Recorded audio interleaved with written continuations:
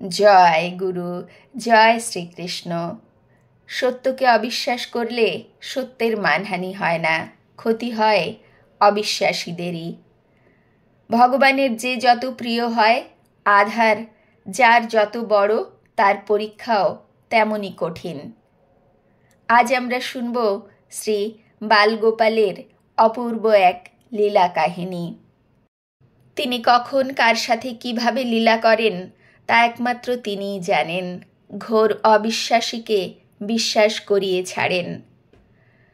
আসুন শুনে নেওয়া যাক সেই ঘটনায়। সে আজ 30 বৎসরের কথা। তখনও আমার ভাগ্যে গুরুলাভ ঘটেনি। যদিও যত্রতত্র গুরু খুঁজে বেড়াই, কিন্তু গুরু মিলবে কোত্থেকে? তখনও যে আমি মুনির চেয়ে গুণীকেই বেশি করে চাই। সারা ভারত টহল মেরে বেড়াই বড় বড় গাইয়ের খোঁজে, সেরা বাইজির খোঁজে। এমন সময় নিমন্ত্রণ এলো গুজরাট থেকে। সুরাট শহরের গানের সভায় গাইতে হবে। সোৎসাহে সেখানে হাজির হলাম। ঠাঁই পেলাম সেখানকার এক বর্ধিষ্ণু ক্রোড়পতি শ্রেষ্ঠীর প্রাসাদে।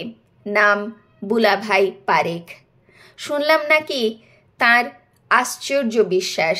তিনি সন্ধ্যা বন্দনা করেন তার সুরম্য মর্মর মন্দিরে বালগোপালের একটি অপূর্ব মণিমালী মূর্তিকে। বুলাভাইয়ের স্ত্রীর হঠাৎ খুব অসুখ করল। ডাক্তার বললেন অবস্থা সঙ্গীন। শেঠজি ঝাঁক করে বললেন, আমি চিরজীবন বালগোপালের স্তব করে এসেছি, প্রার্থনায় বিশ্বাস করি। ঠাকুর কখনোই আমার বুকে শেল হানবেন না। রোজ তিনি দুবেলা 3-4 ঘন্টা করে মন্দিরে প্রার্থনা করতেন। কিন্তু স্ত্রীর অবস্থা ক্রমশ আরও খারাপ হলো। শেঠজির একটি ছেলে ছিল 8 বৎসরের। তার জন্য তিনি একটি শিক্ষক রেখেছিলেন, বাঙালি। যুবকের নাম অমল। অনিন্দ কমনীয় মুখশ্রী তার। সরল সচ্চরিত্র, সত্যবাদী, বিনয়ী। নামের সঙ্গে স্বভাবের সঙ্গতি ছিল বইকি। শেঠজি একদিন অমলকে বললেন ওর স্ত্রীর জন্যে ঠাকুর ঘরে প্রার্থনা করতে। অমল সোজাসুজি জবাব দিল, ভগবান আছেন কি না এ সংশয় এখনো ওর কাটেনি। তাছাড়া রোগমুক্তির জন্য প্রার্থনা করা ওর মন চায় না। শেঠজি খুবই বিরক্ত হলেন। আমি তাকে বললাম অমলের ওপর এজন্যে রাগ করা অনুচিত, নইলে হয়তো তিনি অমলকে তখনই বরখাস্ত করে দিতেন। শেষে একদিন ডাক্তার বললেন আর আশা নেই। শেঠজি তখনও হাঁকলেন সগর্বে, অসম্ভব, সারবেই, আমি এতদিন ধরে ঠাকুরের পূজারী, ইত্যাদি। সেদিন সারা রাত তিনি প্রার্থনা করলেন। পরদিন সন্ধ্যাবেলায় তাঁর স্ত্রীর মৃত্যু হলো। তিনি গুম হয়ে রইলেন খানিকক্ষণ। তারপরে হঠাৎ মন্দিরে গেলেন হনহন করে। পরে ফিরে এসে আমাকে বললেন ঠাকুরকে ফেলে দিয়েছি আস্তা কুঁড়ে। অসিত বলে চলে। পরদিন সকালবেলা আমি শেঠজিকে বললাম এবার বিদায় দিতে হবে। শেঠজি বললেন বেশ, মোটর রইল, আর হ্যাঁ, অমলকে নিয়ে যাবেন সঙ্গে। কেন? তাকে তাড়িয়ে দিয়েছি। সে ওই অলক্ষণে ঠাকুরকে আস্তাকুঁড় থেকে তুলে এনেছে। আপনি ওকে কোনো একটি চাকরির ব্যবস্থা করে দেবেন। বলেই উত্তরের অপেক্ষা না করে দুমদুম করে চলে গেলেন। আমি গেলাম সোজা অমলের ঘরে। গিয়ে দেখি ও গরম সাবান জল দিয়ে বালগোপালের বিগ্রহটিকে অতি সযত্নে সাফ করছে। বলল ক্লিষ্ট কণ্ঠে, দাদা, আজ সকালে হাঁটতে গিয়ে দেখি ঠাকুর আস্তা কুঁড়ে ডাস্টবিনে, তাই তুলে এনেছি।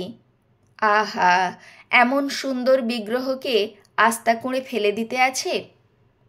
আমি আশ্চর্য হয়ে বললাম, কিন্তু তুমি তো ভগবানে বিশ্বাস করো না বলছিলে। ও বলল, বিশ্বাস করি এ কথাটা বলি কোন মুখে দাদা? শোনা কথা তো। তবু কি জানি কেন এ নিখুঁত মূর্তিটিকে আস্তা কুঁড়ে পড়ে থাকতে দেখে ভারী কষ্ট হলো। এটিকে রাখবো কাছে কাছে। ঠাকুর সত্যি হন বা না হন, বিগ্রহটি যে সুন্দর এ তো সত্যি। বেশ তো, রাখবো ঘরের আসবাব করে। হ্যাঁ, কর্তা আমাকে বিদায় দিয়েছেন এই অপরাধের জন্য। শুনেছি, কিন্তু কোথায় যাবে? জানি না দাদা, ভাবছি নবদ্বীপে ফিরব। আপন বলতে এক বিধবা মা, কেবল তার জন্যই এ বিদেশ বিভুঁয়ে চাকরি নেওয়া। কিন্তু নবদ্বীপে দুবেলা দুমুঠো জুটবে কেমন করে তাই ভাবছি, বিশেষ আমার মতন নাস্তিকের। পাটনা এক বন্ধুর বাড়ি ছিল আমার, নিমন্ত্রণ ছিল সেখানে দিন 15 থাকার। তার একটি ছেলেকে গান শেখাতাম মাঝে মাঝে গিয়ে। ওকে সঙ্গে করে পাটনায় নিয়ে গিয়ে বন্ধুর সুপারিশে এক স্কুলে চাকরি করে দিলাম। অমল MA পাস, সংস্কৃত পড়াতো, মাইনে 150 টাকা। ঠাঁই পেল একটি মেশে, ছোট্ট ঘরে। বেশ খুশি হয়েই রয়ে গেল সেখানে। দিন কয়েক বাদে একদিন হঠাৎ বলল, ঠাকুরকে রোজ চেয়ে চেয়ে দেখি, কেন জানি না বেশ মন ভরে ওঠে দাদা। বিশ্বাস গজিয়ে উঠল বুঝি? বললাম আমি হেসে। অমলও হাসল। আমাদের আবার বিশ্বাস দাদা। তাছাড়া বুলা ভাইয়ের বিশ্বাসের দুর্গতি দেখে আর যেন বিশ্বাসে বিশ্বাস রাখতে ভরসা পাইনে। আমি বললাম, বুলা ভাইয়ের বিশ্বাসকে ঠিক বিশ্বাস বলা যায় কি? ও তো চুক্তি। আমাকে যদি দাও যা আমি চাই, কি না সংসার চাকার তেল, তবেই আমি তোমাকে দেব। তাই যা তুমি চাও, কি না ভক্তি, বিশ্বাসের চালকলা। যারা সত্যি বিশ্বাস করে তাদের মতিগতি একটু ভিন্ন, এটুকু অন্তত আমি জানি। অমল বলল, এ কথা আমারও মনে হয়েছে দাদা। তবে কি জানেন, আমার মতামত কাঁচা। জন্ম নবদ্বীপে, কাজেই ভগবান সম্বন্ধে শুনেছি তো কত কথাই। তবে ওই যে বললাম, শুধু শোনা কথা বই তো নয়। কিন্তু অন্তরে আলো না জ্বললে মন খুলে আলোর গুণকীর্তন করতে ডরাই, মিথ্যাচার হবে এই ভয়ে। তবু আজকাল কেন জানি না থেকে থেকে ঠাকুরের দিকে তাকাই, আর হঠাৎ মনে হয় ঠাকুর যেন প্রসন্ন হয়ে হাসছেন। মনকে বলি, দূর, সব কল্পনা। অথচ কোথায় বুকের মধ্যে খচখচ করে ভাবতে। তবে কিসে কি হয় তার কতটুকুই বা জানি বলুন? ও আমার মুখের দিকে চেয়ে আছে। আমি বিব্রত বোধ করি। প্রসঙ্গটা চাপা দিতে ওকে বলি, এখানে কেমন লাগছে? অমল হাসল। আমাদের আবার ভালো লাগা আর না লাগা। ছেলেরা পড়তে আসে, পড়াই। অবসর সময়ে দুটো বই পড়ি। এখানে ওখানে যাই, দু একটি বন্ধু জুটেছে, এটা ওটা সেটা আলোচনা করি। দিন কেটে যায়। মন্দ কি? আমার কোনো উচ্চাসা নেই, এই যা বাঁচোয়া, নইলে হয়তো খারাপ লাগতো। কেবল একটা কথা বলবো আপনাকে। বলতে পারি, যদি কাউকে না বলেন। লোকে পাগল ভাববে দাদা। কাজ কি? আমি হেসে বললাম, আমি কাকেই বা বলতে যাব? তাছাড়া আমার এখানে আসার উদ্দেশ্য নির্জনে চুপচাপ থেকে একটু জিরিয়ে নেওয়া। আবার তো ঘুরতে হবে কর্মচক্রে। কলকাতায় কিভাবে আমার দিন কাটে তা জানো তো। তবে শুনুন দাদা, বলি, তরশুদিন নবদ্বীপ থেকে এক বন্ধুর চিঠি পেলাম। একটি অনাথ শিশুর কলেরা হয়েছে। সেজন্য আমার মা তাকে পথ থেকে তুলে এনে শুশ্রূষা করে বাঁচান। শিশুটি বাঁচে বটে, কিন্তু মা কলেরায় 2 দিনে মারা যান। সংসারে আমার মা ছাড়া আর কেউ নেই, তা তো আপনাকে বলেইছি। সুরত থেকে তাকে প্রতি মাসে 50টি করে টাকা পাঠাতাম। তার স্বচ্ছন্দে চলে যেত। ভাবছিলাম সামনে পুজোর ছুটিতে যাব তাকে দেখতে। যদিও তিনি ঠাকুর সেবা ও গঙ্গা স্নান নিয়ে বেশ শান্তিতেই ছিলেন বলবো। কেবল মাঝে মাঝে লিখতেন একটিবার শুধু বৃন্দাবন যেতে চান। এখানে এসে অবধি তাকে বৃন্দাবন ঘুরিয়ে আনবার জন্য প্রাইভেট টিউশনি করে কিছু টাকার জোগাড় করব ভাবছিলাম। এমন সময় এই খবর এলো। মনটা খারাপ হয়ে গেল। রাতে খুব কাঁদলাম, কিন্তু ঠাকুরকে ডাকতে পারলাম না। তিনি আছেন কি নেই কে জানে।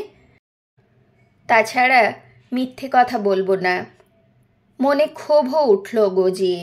যদি ঠাকুর সত্যিই থাকতেন, তবে কি আমার পুণ্যবতী মা এভাবে মারা যেতেন পরের ছেলেকে বাঁচাতে গিয়ে? হঠাৎ কাঁদতে কাঁদতে কেমন যেন এক ঘোর মতন এলো। শুনতে পেলাম পরিষ্কার বাঁশি বাজছে। ঘরের মধ্যে একটি মাত্র বাতি জ্বলছিল। মুখ তুলে দেখি বালগোপাল ফের পরিষ্কার হাসছেন। চোখের ভুলের সঙ্গে কানের ভুলের যোগ, এছাড়া আর কি বলবো। তবে আশ্চর্য এই যে সঙ্গে সঙ্গে মনে আমার শান্তি গেল বিছিয়ে। কোথাও শোকের দুঃখ আর চিহ্ন যেন নেই। হঠাৎ মাতৃশোক গলে আনন্দ হয়ে গেল কি করে আজও ঠাউরে পাইনি। আমি চমকে উঠলাম, বললাম, অমল, তুমি ভাগ্যবান। সত্যিই তোমার অচলা নিষ্ঠা আছে। তাছাড়া স্বভাবে আছে সহজ সরলতা, পবিত্রতা, দীনতা। তুমি যা দেখেছ তা কল্পনা বলে আমার মনে হয় না। হয়তো কিছুদিন পরেই তোমার সংশয়ের আড়াল ঘুচে যাবে। অমনি তুমি বুঝতে পারবে অনেক কিছু, যা এখন পারছো না। যদি সে অবস্থা হয় আমাকে লিখো, এইটুকু অনুরোধ রইল। কারণ আমিও খুঁজছি অনেক দিন থেকে। তোমার কাছ থেকে হয়তো পাবো কিছু পথের পাথেও, যা আমিও চাই কিন্তু পাচ্ছি না, তোমার মতনই। ও কথা দিল লিখবে। যদি কখনো তেমন সুদিন আসে নিশ্চয়ই লিখবে। পরদিন সকালে আমি কলকাতা রওনা হলাম। কেবল ওর মঞ্জু বাক স্নিগ্ধ সুন্দর মুখশ্রী ভুলতে পারলাম না। থেকে থেকে কেবলই মনে হতো ওর শান্ত স্নেহ ও সরল স্বভাবের কথাগুলো। অসিত বলল বারবার এর দিকে চেয়ে। এরপরে বছর তিনেক অমলের কোনো খবরই পাইনি। এখানে ওখানে গান গেয়ে ঘুরে বেড়াই।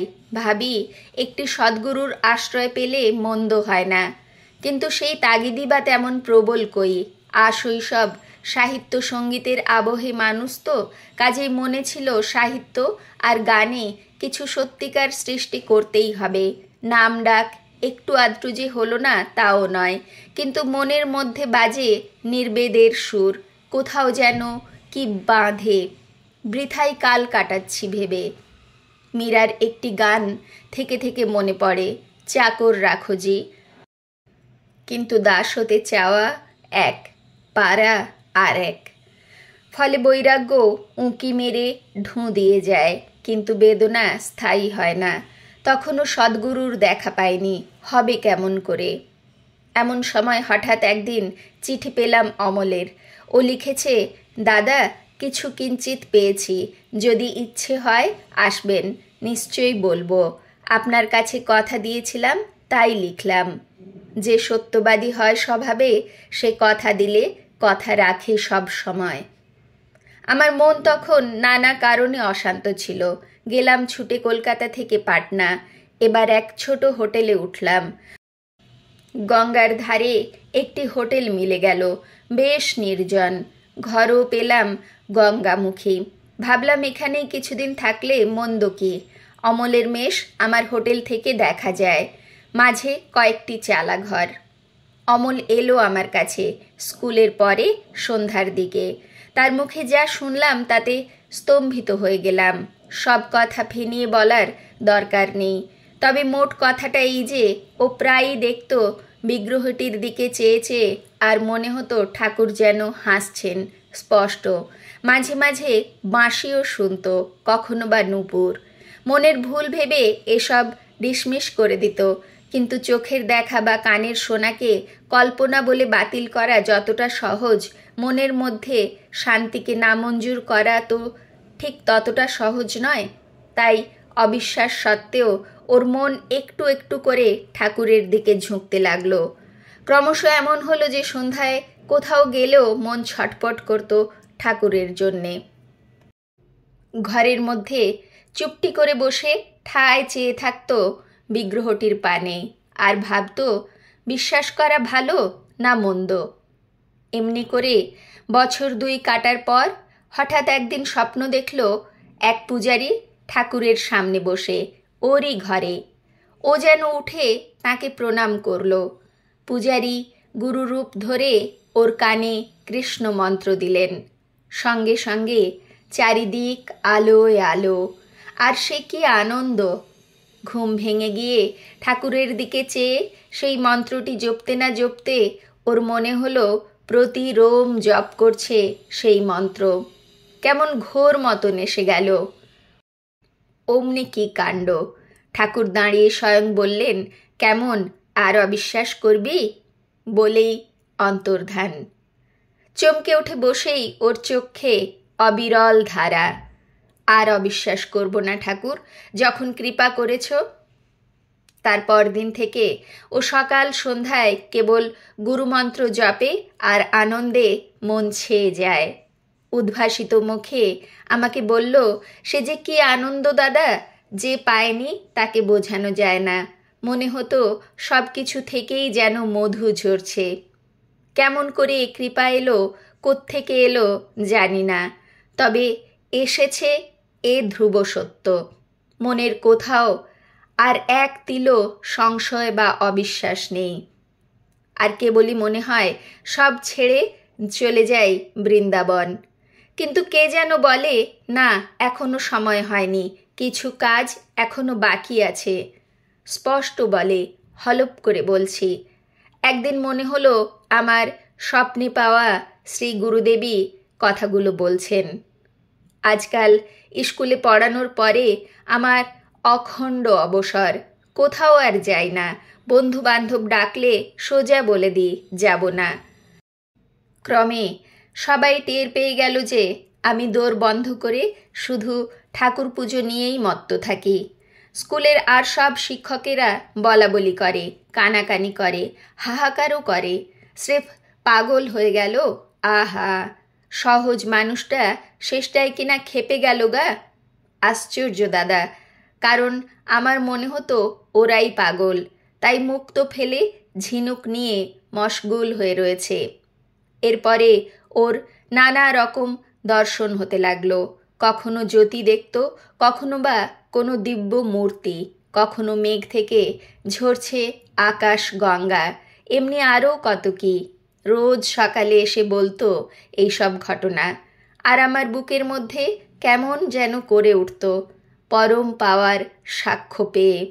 কারণ ওর মুখ চোখের ভাব ও কণ্ঠস্বরের ধ্বনিতে এমন একটা কিছু ফুটে উঠত যাকে অবিশ্বাস করার কথা ভাবাও যায় না। এমনি সময় ঘটল এক অদ্ভুত কাণ্ড। সেদিন পূর্ণিমার রাত, গঙ্গার ঘাটে বসে আমরা দুজনে দেখছি স্রোতের জলে সোনার থাম ঝিকমিক করছে, হাওয়া দিচ্ছে অপূর্ব, দেহ মন গেছে জুড়িয়ে। আমি সবে একটি কীর্তন ধরেছি, ব্রজনন্দ কি নন্দন নীলমণি। এমন সময়ে হৈ হৈ শব্দ। পেছন দিকে তাকিয়ে দেখি আমার হোটেলের কাছে একটি ছাপড়ার ঘর দাউ দাউ করে জ্বলছে। অমল নক্ষত্র বেগে ছুটল সেদিকে, আমিও ধাওয়া করলাম ওর পিছু পিছু। আগুন ধরেছে তলা থেকে, কিন্তু তখনও চাল পর্যন্ত ওঠেনি। প্রতিবেশী কয়েকজন বালতি হাতে ছুটে এসে জল ঢালতে লাগলো, কিন্তু হাওয়ার বেগ তখন আরও প্রবল হয়ে উঠেছে। আগুনকে দমানো খুব কঠিন। অমল আচমকা ধাঁ করে পাশের একটা গাছে চড়ে তার শাখা বেয়ে চালের উপর টপকে পড়ল। আমরা ওকে নিচে থেকে বালতি করে জল জোগাতে শুরু করলাম। আগুন যেন একটু কমের দিকে। এমন সময় হাওয়ার মোড় গেল ঘুরে, সঙ্গে সঙ্গে চক্ষের নিমেষে চালায় আগুন ধরল। আমরা চিৎকার করে হাঁকলাম, অমল লাফ দাও, লাফ দাও। কিন্তু লাফ দেবে কি? ধোঁয়া আর আগুনের ঘেরা টোপে তখন ওর দেহ অদৃশ্য হয়ে গেছে। আমাদের কানে এলো ওর অস্ফুট আর্তনাদ, ঠাকুর, ঠাকুর। ব্যাস, তারপরই ছাদ মড়মড় করে ভেঙে পড়ল। ভাগ্যে অমলের পা দেখা গেল একটা। আমরা টেনে ওকে বার করলাম, কিন্তু ও তখন অজ্ঞান। দুটি হাত দুটি চোখের পরে, কিন্তু অনড় অচল। আমি হোটেলে থেকে একটি মোটর করে ওকে নিয়ে ছুটলাম হাসপাতালে। ডাক্তার বলল বেঁচে যাবে, তবে মুখ একেবারে পুড়ে গেছে, ঘা সারলেও দাগ উঠবে না। পরদিন কলকাতা থেকে এক তার এলো। আমার এক আত্মীয়ের খুব অসুখ, মরণাপন্ন। অমলের প্রাণের আশঙ্কা নেই জেনে ওকে হাসপাতালে আমার এক বন্ধু ডাক্তারের হেফাজতে রেখে ধাত্রীর হাতে ওর শুশ্রূষার জন্য কিছু টাকা দিলাম। অমলকে বললাম 2 দিন বাদেই ফিরে আসব, ভয় নেই। আদৌ ইচ্ছা ছিল না কলকাতায় যেতে, তবু যেতে হলো। আত্মীয়টি বাঁচলেন না। শ্রাদ্ধ শেষ পর্যন্ত অপেক্ষা করে পাটনা ফিরতে প্রায় মাস খানেক হয়ে গেল। অমল আর সে অমল নেই। এমন অনিন্দ সুন্দর মুখ পুড়ে এমন কুৎসিত হয়ে গেছে যে প্রায় চেনাই যায় না। তবু ভাগ্যে চোখ দুটো বেঁচে গেছে, সেই ভেবে ঠাকুরকে ধন্যবাদ দিলাম। কিন্তু মুখ ধবল রোগীর মতন সাদাটে, এখানে ওখানে তামাটে। আমার মনে খুব রাগ হলো তখন। ঠাকুরের এ কেমন লীলা! এমন নিরীহ শান্ত সাধুভক্তের সুন্দর মুখখানির এ কী হাল করলেন তিনি! কিন্তু আশ্চর্য, এর জন্যে অমলের মনে এতটুকু খেদ নেই। বলে কেবলই, যে কৃপা পেয়েছি দাদা, তার বদলে একটি তো একটি দশানন পুড়ে গেলেও মনে হতো সার্থক জীবন আমার। কিন্তু এর বেশি ও কিচ্ছু বলে না, অথচ আমারও আগ্রহ প্রবল। ওকে রোজই ধরি, বলো না ভাই কি কৃপা পেলে। ও বলি বলি করেও 2-1 বার, কিন্তু শেষ পর্যন্ত পারে না বলতে। তবুও আশা রাখি আমি, হয়তো একদিন মুখ খুলবে। এমনি করে দিন 7 কাটল। এরপরই ঘটল যা চাইছিলাম আমি, ঠিক তাই। সেদিন রাখি পূর্ণিমা। চাঁদের আলোয় গঙ্গার ঘাটে বসে কীর্তন ধরেছি। নন্দ নন্দন চন্দ চন্দন গন্ধ নিন্দিত অঙ্গ। এমন সময় হঠাৎ ওর হলো ভাব সমাধি। যেমন গান শুনতে শুনতে ওর প্রায়ই হতো, কিন্তু এ অবস্থায় ওকে কথা বলতে শুনলাম এই প্রথম। চুপ করে শুনতে লাগলাম, এক অদৃশ্য আবির্ভাবের উদ্দেশ্যে জানানো ওর প্রাণের উচ্ছ্বাস। না ঠাকুর, না না, আর কি তোমার দেখা পেয়েছি এরপরেও বর? ছি ঠাকুর, এমন করে কি লোভ দেখায়? তুমি দিনের পর দিন আসছো, কথা কইছ, মোহনভোগ প্রসাদ দিলে প্রসাদ খেয়ে যাও লুকিয়ে। মোহনভোগে তোমার কচি হাতের আঙুলের দাগ দেখতে পাই। বলে খিলখিল করে হেসে বলে, কিন্তু কি লোভী তুমি ঠাকুর! ওইটুকু ছোট্ট শিশু এতখানি খেয়ে ফেলতে আছে, অসুখ করবে না? ইত্যাদি। শিউরে উঠলাম। ভোগ দিলে কখনো কখনো ভক্তের ভোগ ঠাকুর খানিকটা খেয়ে বাকিটুকু প্রসাদ রেখে যান, এ কথা বইতেই পড়েছিলাম। চোখে দেখিনি তখনও পর্যন্ত। তবু বিশ্বাস যেন হতে চায় না ঠাকুর আসেন, কথা কন ওর সঙ্গে দিনের পর দিন। এও অবশ্য বইতে পড়েছি, কত ভক্তের জীবনেই ঘটেছে এমন। তবু মনে হয় হয়তো কল্পনা, উইশ ফুলফিলমেন্ট। তোমরা বলো না এদেশে? বারবারা বলল, আমরা অজ্ঞ, অথচ নিজেদের ভাবি বিজ্ঞ। কাজেই অনেক কিছুই আমরা বলি না জেনে। ওসব ধরবেন না। আপনি বলুন, থামবেন না দাদা? অসিত প্রীত কণ্ঠে বলে চলে। ওর ভাব সমাধি ভাঙলে ওকে হেসে বললাম যে সব কথাই ফাঁস হয়ে গেছে। অমনি ওর চোখে নামল ধারা, মুখ গেল খুলে। আর সঙ্গে সঙ্গে বলার তোড় নামল যেন। পাষাণ চাপা নির্ঝরিণীর মুখের ঢাকা খুলে দিলে যেমন হয় তেমন। ও অনর্গল বলে চলে, পরিণাম চিন্তা না করে। দাদা কি বলবো, বলার কি আছে বলুন এর পরে? ঠাকুর মুখ পোড়াকেই যে সবচেয়ে বেশি ভালোবাসেন, এইটে দেখাতেই বুঝি করলেন এই লীলা। লোকের চোখে নিষ্ঠুর, কিন্তু ভক্তের চোখে মধুর, মধুর, মধুর বলেই গুনগুনিয়ে আবৃত্তি করে ভাবাবেশে। মধুরং মধুরং বপুরস্য বিভো, মধুরং মধুরং বদনম মধুরম, মধুগন্ধ মৃদুস্মিত মেতদহ, মধুরং মধুরং মধুরং মধুরম। গাঢ় কণ্ঠে ও বলে চলল, দাদা, যে দেখেছে সেই জানে, যে পেয়েছে সেই চেনে। তখন কে কি বলে, কে কি ভাবে, তাতে কি যায় আসে বলুন? ওই যে আপনি একটা কীর্তন গান করেন না, এমনই স্মরণে জাগালে পরাণ, ভুলালে যা কিছু ছিল স্মরণে। কি পেয়েছি তার কি গাহিব গান, কি দিয়েছ হায় কহি কেমনে। কেবল কি ভাগ্য করেছিলাম, হঠাৎ একটি বিগ্রহ দেখে মায়া হলো, তুলে নিয়ে শুধু ঘরে রাখলাম। এর নাম কি তপস্যা? না দাদা, তপস্যা আমি করিনি, না পুজো পাঠ, না জপ তপ। বিশ্বাস বলতে যা বোঝায় তারও তো কোনো সম্বলই ছিল না আমার। কে আমি বলুন? এক নগণ্য স্কুল মাস্টার, যার তিন কুলে কেউ নেই, অথচ যোগী ঋষি বহু তপস্যা করেও যার নাগাল পায় না, আমি পেয়ে গেলাম কিনা তাঁকেই, আর তাও না চাইতে। মনে আছে আপনার?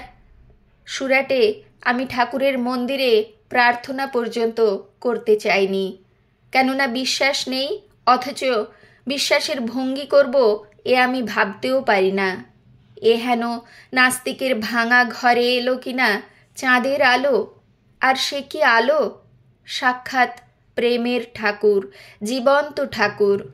দাদা, আমি অনেক দিন আগেই চলে যেতাম বৃন্দাবন, আমাকে কেবল টানে, কিন্তু গুরু স্বপ্নে আমাকে বললেন এখানেই থাকতে। একটু থেমে সে হেসে বলল, মুখ পোড়া করে বোধহয় ঠাকুরের স্বাদ মেটেনি, সর্বাঙ্গ ভাজা হলে তবে পায়ে ঠাঁই দেবেন। বলে ফের গম্ভীর হয়ে বলল, কি জানেন দাদা, আমার বড় অভিমান ছিল মুখশ্রীর, তাই বুঝি ঠাকুর করলেন কাঙাল। শ্বেতকুষ্ঠ বলে মনে হয় সবাইকার, ওরা আমায় ছাড়িয়ে দিয়েছে কাজ থেকে। এমন কুৎসিত মাস্টারকে কে রাখতে চায় বলুন? ছেলেরা যাকে দেখে ভয় পায়। তা ভালোই হলো, গেল মানুষের চাকরি। ঠাকুরের সেবায়েত পদে যে বহাল হয়েছে, তার কি সাজে আজ কারুর তল্পি বওয়া? আপনি আমাকে কৃপা করে যে 100 টাকা পাঠিয়েছিলেন দাদা, তাতেই দিন চলে যাচ্ছে। এই পুঁজিটুকু ফুরোলে ঠাকুরই ফের জুটিয়ে দেবেন মাসোয়ারা বা মাধুকরী। ঠাকুর যা করেন দাদা, আমি কে বলুন? কিন্তু আমার যে কী লাভ হলো, কেমন করে বলি আপনাকে, কি করে বোঝাই? এই বলে একটু থেমে মৃদু হেসে চোখ মিটমিট করে সে। তারপর বলে, কিন্তু নিরুপমের যে কেমন লীলা বোঝা ভার। ভাবুন, পাগলের মতো ছুটলাম আমি কি জন্য? না একটা পুড়ন্ত চালা ঘর বাঁচাতে। কি খেয়াল চাপলো! ঠাকুরের বদ খেয়াল ছাড়া আর কি বলবো বলুন? উঠলাম কিনা অপলকা খোড়ো চালে এক মুহূর্তে। তারপর চোখে দেখলাম অন্ধকার, চারধারেই দেখি আগুন আর আগুন। বুহে ঢোকা সহজ, বেরোনো ভার, বলে না? মনে প্রথম এলো দারুণ ভয়, প্রাণের ভয়। তারপরেই ধিক ধিক করে উঠল দেহ মনের প্রতি তন্তু। শুধু এই প্রার্থনা এলো, এবার ঠাঁই দাও ঠাকুর। যে সব হারায় সেই না পায় তোমাকে, এবার পাওয়াও তোমার শ্রীচরণ। বলতে না বলতে দেখি সামনেই ঠাকুর, হাতে বাঁশি, মুখে হাসি। বললেন, ওরে ভয় কি, আমি নেই নাকি? ব্যাস, তারপর আর কিছুই মনে নেই। শুধু চোখে ঝাঁঝ লাগছিল বলে চোখ ঢাকলাম দুহাতে, তাই বুঝি চোখ দুটো বেঁচে গেল। কিন্তু মুখ পোড়া উপাধি দিলেন ঠাকুর অভিমান ভাঙতে। বলে না, নিঃস্ব যে হতে পারে সেই পায় বিশ্বকে। আমি পেলাম বিশ্ব হারিয়ে বিশ্বের বিশ্বকে। রূপ হারিয়ে পেলাম অপরূপকে, রূপের রাশে। চোখের জলে ওর মুখ দেখতে পাচ্ছিলাম না। বললাম, তারপর? ও বলল একগাল হেসে, এরও পর? না না, ঠিক বলেছেন দাদা, এই ঠাকুরটি আমার বড় সহজ পাত্র নন। এর পরও আছে কিছু। মা কালী তবু সংহার করে ক্ষমা দেন, কিন্তু আমার এই ঠাকুরটি তারপরেও পারেন উপসংহার। ওরে, আমার কাছে যা হয় একটা বর চা না, যা চাইবি তাই পাবি। বল না কি চাস? রোজ এমনি করেন। বলুন তো দাদা, এটা কি করা উচিত? তবে বোধহয় ঠাকুর ভাবেন নাকের বদলে যে নরুন পায় সেও নাকের শোক ভুলতে পারে না। কত যে রঙ্গ জানেন ঠাকুর, এক্কেবারে নাছোড় বান্দা। কাল কি বলছিলেন জানেন? ওরে, আমার নামে বহু কলঙ্ক রটেছে। আমি নাকি ভক্তকে কেবল ভোগাই। তাই আমি চাই তোকে দিয়ে প্রমাণ করতে যে আমি কেবল নিতেই দড় নই, দিতেও জানি। যা কিছু একটা বর চেয়ে আমার মান বাঁচা, মুখ রাখ তুই। আমি হঠাৎ অমলকে বললাম, আচ্ছা, যখন ঠাকুরের এতই সাধ, একটা কিছু বর চাইলেই বা। ও অবাক হয়ে বলল, বর? ভেবেই যে পাইনি দাদা। আমার মুখ থেকে আচমকা বেরিয়ে গেল, কেন? ঠাকুরকে বলা মন্দ কি যে পোড়া মুখ দেখে লোকে ছি ছি করে? লজ্জা দিও না। ও খিলখিল করে শিশুর হাসি হেসে বলে, বেশ বলেছেন দাদা। সত্যিই তো, তাকে যে পেল সে কেন দগ্ধানন হনুমান হবে? বলতে বলতে ওর ফের ভাব এসে গেল। ও আবার বলে, এই যে ঠাকুর, ফের এসেছ? আচ্ছা বেশ, এইবার বর চাই। আমার নিজের জন্য নয়, 5 জনের চোখের বালি হয়ে আছি। সবাই বলে, দূর হও, ওই কালা মুখ আর দেখতে পারি নে। কিন্তু পোড়া মুখে কি আর রং ধরাতে পারবে ঠাকুর এই ঘোর কলিতে? দেখি তোমার কারিগরির দৌড়। কিন্তু সাবধান ঠাকুর, হেরে গেলে দেবই দেব দুয়ো। বলে একটু চুপ করে থেকে ভাবমুখেই বলে চলে, কবে? সামনে জন্মাষ্টমীতে? গঙ্গা স্নানের পর মুখ ঠিক হয়ে যাবে? বাহ বাহ বাহ, বেশ হবে। সেদিন থেকে ঘরে আয়না রাখবো ফের। বলে একটু পরে চোখ চাইল না, একটিবার তাকিয়েই চোখ ঢাকলো দুহাতে। আঙুলের ফাঁক দিয়ে ঝরে পড়ে অবিশ্রান্ত জলধারা। 7-8 দিন বাদেই জন্মাষ্টমী, ঠাকুরের জন্মদিন। কিন্তু আনন্দ করব কি? আমার মনে কেবলই সংশয় জাগে, এই কখনো হয়? এ যুগেও কি এমন ঘটে? পুরাকালে হয়তো ঘটত। The age of miracles is past. আবাল্য শুনে এসেছি বিলিতি পণ্ডিত মূর্খদের গবেষণা, যারা সব কিছুকে বাঁধা ধরার মধ্যে এনেছেন তাদের নির্ভুল বিজ্ঞানের সর্বজ্ঞ বুদ্ধির হুঙ্কার দিয়ে। মনে হতে থাকে, এটা কার কথা? কোথায় কে এক নাম না জানা স্কুল মাস্টার সে হঠাৎ বলে চলেছে এসব কথা। আইনের ভাষায় বলা যায়, we have only his words for it. সত্যিই তো ভাবলাম আমি, আমার কত বন্ধু আছেন যারা সব জানতা, নাম ডাক তাঁদের কত কত। এরা কেউই দেখা পেলেন না। তিনি স্বয়ং বিশ্বরাজ নধর নন্দগোপালটি হয়ে দিনের পর দিন আসছেন কিনা এই তুচ্ছাতি তুচ্ছ স্কুল মাস্টারের কাছে প্রসাদের লোভে বর নিতে করছেন তাকে সাধাসাধি।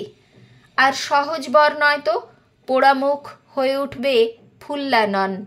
দূর দূর, এ কখনো হয়? কলিযুগে আকাশবাণী, সোনার পাথর বাটি। অথচ অবিশ্বাস করতেও বাধে। এ লোকটি অখ্যাতনামা বটে, কিন্তু কখনো মিথ্যা কথা বলেছে এমন প্রমাণও তো পাইনি। বরং অবিশ্বাসের এলাকায় যখনও ছিল তখন পুজো করতে পর্যন্ত রাজি হয়নি। সচক্ষেই দেখেছি, কিন্তু তবু মন খুঁতখুঁত করে। যে ছিল জন্ম অবিশ্বাসী, তারই ভাগ্যে ঘটল কিনা এমন দর্শনাতীত দর্শন, যা মহামনীষী প্রতিভার বরপুত্রদের ভাগ্যেও ঘটে না। এসব মনে হতো অবশ্য সে সময়ে, যখন আমি ছিলাম আর 5 জনের মতনই অনভিজ্ঞ, না পাওয়ার সাক্ষ্যই যাদের পরম পুঁজি। আজ জেনেছি এসব বিষয়ে একটু বেশি। যৎ সামান্য সে জানা, তবু সেটুকুর সাক্ষী যে ঘটে গেছে আমার মধ্যে বিপ্লব। কারণ আমিও দেখেছি সম্প্রতি এমন অনেক কিছু যার কোনো তলই পাওয়া যায় না বুদ্ধি, বিচার, জ্ঞান, প্রতিভা দিয়ে। যাক সে কথা, উচ্ছ্বাস মানায় না তোমাদের বুদ্ধি সংযত নিরেট আবহাওয়ায়। গল্পটাই বলি, বিশ্বাস করো বা না করো। তারপর আবার বলে অসিত, জন্মাষ্টমীর দিন সকালবেলা উঠেই ওর ওখানে গেলাম। দেখি দড়ি খিল দেওয়া। আস্তে আস্তে ঘা মারলাম, কোনো সাড়া শব্দ নেই। ওদিকে একটা জানলা খোলা ছিল। সেখানে গিয়ে দাঁড়াতেই দেখি ও পদ্মাসনে বসে আছে। চোখ দিয়ে অবিরল ধারা বয়ে যাচ্ছে। সামনে জ্বলছে পঞ্চপ্রদীপ, আর বিগ্রহটির পায়ের কাছে একটি রেকাবিতে গোল করে সাজানো এক তাল মোহনভোগ। আমি একটু অপেক্ষা করে জানালা থেকে ওকে ডাকতে যাব ভাবছি, এমন সময়ে ও চোখ খুলে তাকালো। বিহ্বল দৃষ্টি। আমি তাকিয়ে রইলাম ঠায় ওর চোখের দিকে। একটু পরেই আমার দিকে দৃষ্টি পড়তেই ও মৃদু হেসে উঠে টলতে টলতে দোর খুলল। আমি ঢুকতেই জড়িয়ে ধরলো আমাকে। বলল, দেখুন দাদা, দেখুন সচক্ষে, বলিনি ঠাকুর বেজায় লোভী। এই মাত্র ভোগ দিতে না দিতে দেখুন কি কীর্তি, অর্ধেকেরও বেশি উবে গেছে। বলে দেখালো আঙুল দিয়ে। জানালা থেকে দেখা যাচ্ছিল না। কাছে গিয়ে ঝুঁকে দেখি কি কাণ্ড! গোল মোহনভোগের একটা দিকের প্রায় অর্ধেকটা কে যেন খাবলে খেয়ে গেছে। যেটুকু বাকি আছে তার এক ধারে অতি স্পষ্ট 3টি আঙুলের দাগ, আর কচি শিশুর আঙুল, 4-5 বছরের শিশুর মতো। সে স্পষ্ট, অথচ সরু খাঁজ ভুল করবার জো কি? বারবারা অস্ফুট স্বরে চিৎকার করে বলে উঠল, বলেন কি, সে ঘরে আর কেউ ঢোকেনি? অসিত হেসে বলে, কে ঢুকতে যাবে? ওর চাকরি যাওয়ার পর থেকে ও একাহারি হয়েই দিন কাটাতো। সারাদিন ঘরে দৌড় দিয়েই থাকতো। সন্ধেবেলা বেরিয়ে অল্প কিছু খেয়েই আসতো আমার কাছে। খাওয়া দাওয়া, মেলামেশা, হাসি গল্প করে না এমন মানুষকে 5 জনে পাগল না ঠাউরে করে কি? তার উপরে ওর মুখ দেখতে অতি কুৎসিত। ভয়ে প্রবীণরাই ওর ছায়া মাড়াতো না। শিশুরা ওর কাছে আসবে কোন সাহসে? তাছাড়া নারীহীন মেশে কোথায় ছোট শিশু? কি তবু বিশ্বাস হচ্ছে না? এই তো, তাই না বলছিলাম? বারবার চোখে জল এলো। ও বলল, মিথ্যা বলবো না, আপনি সচক্ষে দেখেছেন। এ কথা আপনার মুখ থেকে সকর্ণে না শুনলে বোধহয় বিশ্বাস করতে পারতাম না। ভাবতাম রূপকথা, অথবা বাড়িয়ে বলা। কিন্তু সে থাক, আপনি বলুন, থামবেন না, আমার আর তর সইছে না। অসিতের মুখ প্রসন্ন হয়ে উঠল। ও বলল, তারপর আমরা দুজনে গঙ্গা স্নান করতে গেলাম। অমলের পা টলছিল, তাই আমি ধরলাম ওর কোমর। ও হঠাৎ হেসে বলল, দাদা, অমন করে ধরো না তাই বলে, দুর্নামের তাহলে আর অন্ত থাকবে না। সবাই বলবে, দেখো দেখো, মদ খেয়ে এসেছেন বোষ্টম গঙ্গা স্নান করতে। বলেই বললে, দাদা গাও না গানটি। সুরাপান করিনি আমি, সুধা খাই জয় কালী বলে। কেবল ঠাকুরটি আমায় মাতাল করেন মদ খাইয়ে নয়, প্রসাদ দিয়ে। কেমন? ঠিক বলিনি? বলেই খিলখিল করে হেসে উঠল সে। অসিত বলল, সে যেন আজও আমার চোখের সামনে ভাসছে, সেই অপূর্ব ভাদ্রের গঙ্গার শোভা। বর্ষার পরে দুকুল ছাপিয়ে উঠেছে। ঘাটে যেতে না যেতে সেই প্রাণ কাড়া শাঁখ ঘণ্টা। এদিকে একদল লোক গান গাইছে, জয় কৃষ্ণ কেশব রাম রাঘব, কৃষ্ণ কেশব রাম, জয় মধুর মোহন পতিত পাবন কান্তিময় ঘনশ্যাম। ওদিক থেকে ভেসে আসছে ধূপের গন্ধ। ঘাটের ওপরেই ছিল কৃষ্ণ মন্দির। সেখান থেকে কাঁসর ঘণ্টার ডঙ্কা ভেসে আসছে অবিশ্রাম। প্রাণ যেন উজিয়ে উঠল। তবু এমনই মানুষের মন যে এ দৈব প্রসাদ পাওয়ার পরেও কেমন যেন ভয় ভয় করে, সংশয় কেটেও কাটে না। ভাবি, যদি ঠাকুরের বর দিতে চাওয়ার কথা ওর কল্পনা হয়। যাই হোক, দুজনে ডুব দিয়ে উঠতেই চমকে গেলাম। মনের দারুণ পাষাণ ভার পালকের মতন হালকা হয়ে গেল। অভাবনীয় ব্যাপার, ওর মুখের ধবলতা আদৌ নেই। কয়েকটা রেখা পড়েছিল, তাও মুছে গেছে, এক্কেবারে নিশ্চিহ্ন হয়ে গেছে। সেই আগের মতোই নির্মল অনিন্দ সুন্দর মুখশ্রী। ওকে জড়িয়ে ধরলাম। ধন্য অমল। ও কিন্তু সত্যিই ভুলে গিয়েছিল ঠাকুরের দেওয়া বরের কথা।